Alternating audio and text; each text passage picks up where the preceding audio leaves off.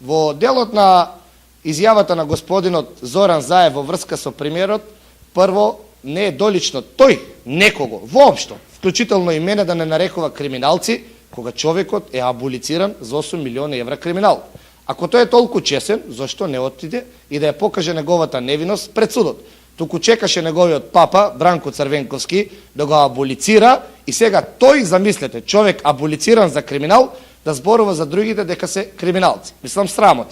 Во делот на инвестициите со што се фали со еден плоштад, јас сакам и на струмичката јавност да им кажем јасно и гласно, дека општина Струмица во изминатиот 8-годишен период имаше 40 милиони евра за капитални инвестиции. Значи зборувам исклучиво за капитални инвестиции, не зборувам блок дотации за плати и така натаму. Дали вие гледате, не вие новинарите, се обрекам на струмичката јавност, па вклучително и на луѓето од СДСМ, инвестиции од 40 милиони евра во Струмица. Еве го плоштадот 3 милиони евра. Еве го Глобал, приватна инвестиција.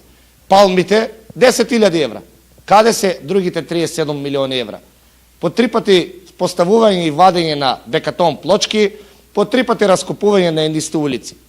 Тоа е тоа што сакаше премиерот да го каже, дека со доаѓањето на Васил Пишев на чело на општина Струмица, тие 40 милиони евра кои што господинот Заев ги потрошил во овие 8 години, а 20 кои што ние ќе ги потрошиме во наредните 4 години, ќе има препорот на Струмица, а не само обична шминка и козметика. И на крајот повторувам, тој не е човекот кој што треба да обвинува некој за криминал, затоа што човекот е лично аболициран од председател на држава и видовме дека неговиот борч до ден денеска си го исплаќа.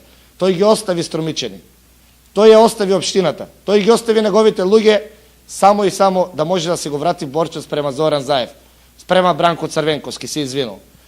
Затоа тој е во паника, бидејќи знае дека неговиот рейтинг е во надолна линија, и тоа строго надолна линија, а рейтингот на Васил Пишев е во нагорна линија.